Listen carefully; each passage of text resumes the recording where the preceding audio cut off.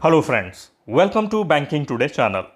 सरकार ने काले धन पर अंकुश लगाने के लिए और टैक्स इवेशन, टैक्स चोरी को खत्म करने के लिए हमारे देश की जनता के कुछ हाई वैल्यू लेन देन, और यह लेन देन कंपनी, सोसाइटीज, ट्रस्ट का भी हो सकता है, इसे इनकम टैक्स डिपार्टमेंट के द्वारा ट्रैक किया जाता है ताकि इनकम टैक्स डिपार्टमेंट को पता चल सके कि कौन सा लेन देन ब्लैक मनी हो सकता है या फिर कोई टैक्स चोरी तो नहीं कर रहा है। और आपका कोई ट्रांजैक्शन संदिग्ध लगे तो इनकम टैक्स डिपार्टमेंट से नोटिस भी आ सकता है।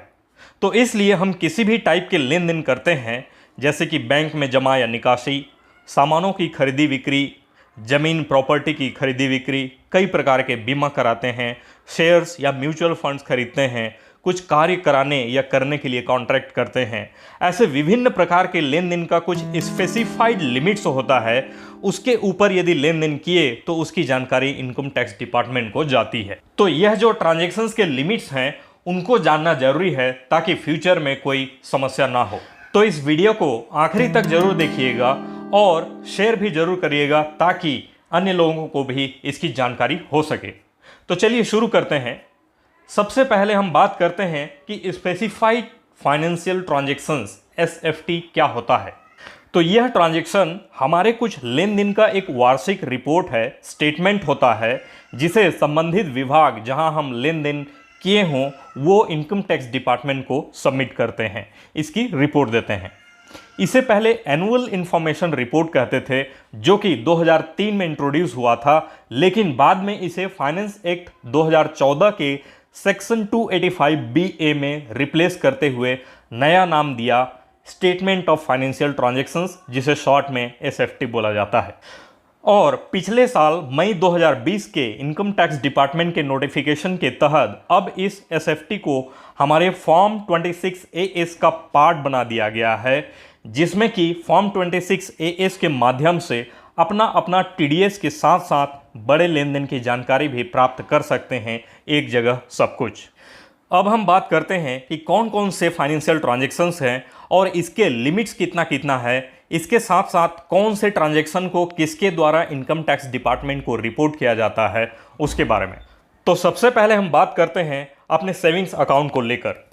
यदि आप किसी एक फाइनेंशियल ईयर में कुल टोटल 10 लाख या उससे अधिक का कैश जमा करते हैं या निकालते हैं तो इसकी जानकारी इनकम टैक्स डिपार्टमेंट को उस बैंक या कोऑपरेटिव बैंक के द्वारा दे दी जाती है। यहां पर आपको यह ध्यान रखना है कि केवल कैश जमा या निकासी के बारे में बात किया जा रहा है। ऑनलाइन माध्यम से, डिजिटल माध्यम जैसे कि IMPS, NEFT, RTGS, UPI या ATM ट्रांसफर के थ्रू आपके अकाउंट में डिपॉजिट या विड्रॉ होता है तो इसकी रिपोर्टिंग नहीं की जाती है। और यहाँ 10 लाख के ट्रांजैक्शन से मतलब है कि या तो आप एक बार में ही लेन देन किए हों, जमा या निकासी किए हों, या फिर 1-1 लाख या 2-2 लाख करके कई बार किए हों। कुल टोटल करके 10 लाख होना चाहिए एक फाइनेंशियल ईयर में या उससे अधिक होना चाहिए, तब इसकी रिपोर्टिंग इनकम टैक्स डिपार्टमेंट को की जाती है। आपके इस कैश लेन देन का उद्देश्य चाहे बचत करने का हो या फिर बैंक से बैंक ड्राफ्ट, पे ऑर्डर या बैंकर्स चेक खरीदने के लिए हो, इसकी रिपोर्टिंग की जाती है। यहां पर आपको यह भी ध्यान देना है कि यदि आपका किसी बैंक में 2 या 2 से अधिक सेविंग्स अकाउंट हैं और उसमें आप टोटल ट्रांजैक्शंस 10 लाख से अधिक किए हों तो उसकी रिपोर्टिंग होगी। इसका मतलब है जैसे कि आपके 2 बचत खाते हैं और दोनों में 5-5 लाख रुपए जमा किया है तो उसको 10 लाख रुपए मानकर इसकी रिपोर्टिंग इनकम टैक्स डिपार्टमेंट को की जाएगी।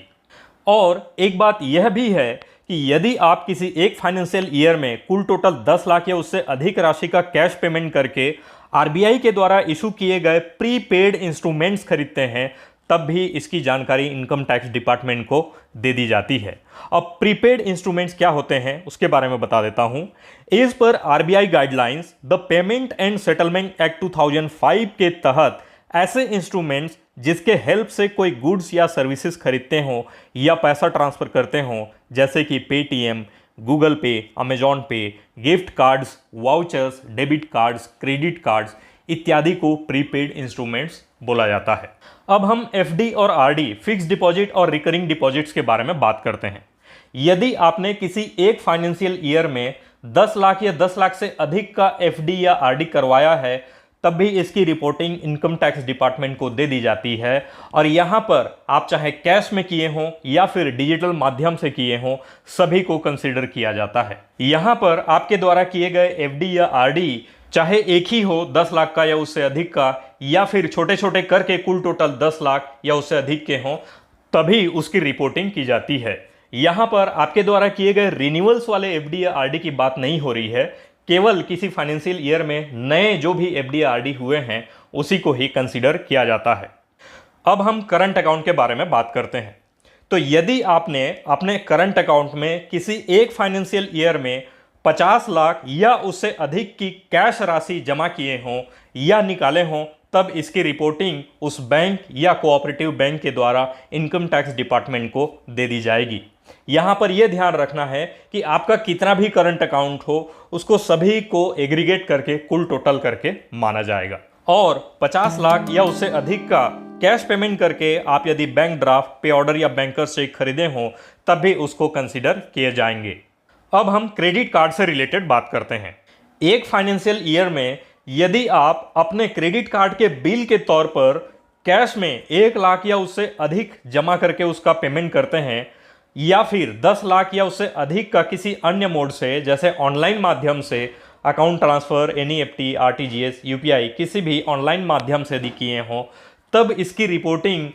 क्रेडिट कार्ड इशू किए गए कंपनी या फिर फाइनेंशियल इंस्टीट्यूशन के द्वारा इनकम टैक्स डिपार्टमेंट को दे दी जाती है। और आपको यहां पर यह ध्यान रखना है कि आपके पास कितने भी क्रेडिट कार्ड्स हों, सभी का कुल टोटल एग्रीगेट करके माना जाएगा। मतलब यदि आपके पास 4 क्रेडिट कार्ड्स हों और चारों में टोटल करके यदि आपने कैश में 1 लाख से अधिक का पेमेंट किया हो, बिल का पेमेंट, और या फिर 10 लाख से अधिक ऑनलाइन माध्यम से पेमेंट किए हों, तब इसकी रिपोर्टिंग इनकम टैक्स डिपार्टमेंट को दे दी जाएगी। अब नेक्स्ट में बात करते हैं कि किसी एक फाइनेंशियल ईयर में यदि आपने किसी कंपनी या इंस्टीट्यूशन के द्वारा इशू किए गए बॉन्ड्स, डिबेंचर्स या शेयर्स 10 लाख या उससे अधिक के एक्वायर करते हों, तब उसकी रिपोर्टिंग उस कंपनी या इंस्टीट्यूशन के द्वारा इनकम टैक्स डिपार्टमेंट को दे दी जाती है। और यह शेयर्स, बॉन्ड्स या डिबेंचर्स आपने चाहे कैश पेमेंट करके लिए हों या फिर ऑनलाइन माध्यम से लिए हों, सभी को कंसीडर किया जाएगा।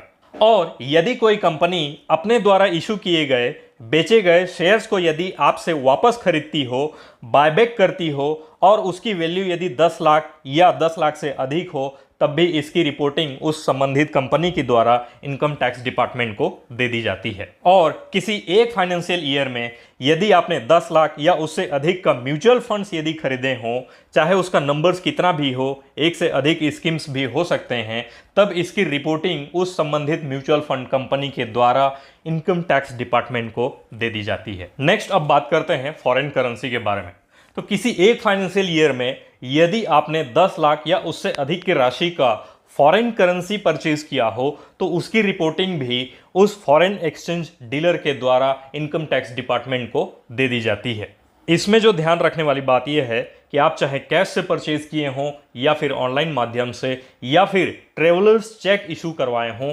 सभी के रिपोर्टिंग होते हैं। अब हम बात करते हैं इमूवेबल प्रॉपर्टी के खरीदी या बिक्री को लेकर। तो यदि किसी पर्सन के द्वारा इमूवेबल प्रॉपर्टी यानी जमीन या मकान की खरीदी या बिक्री की जा रही हो,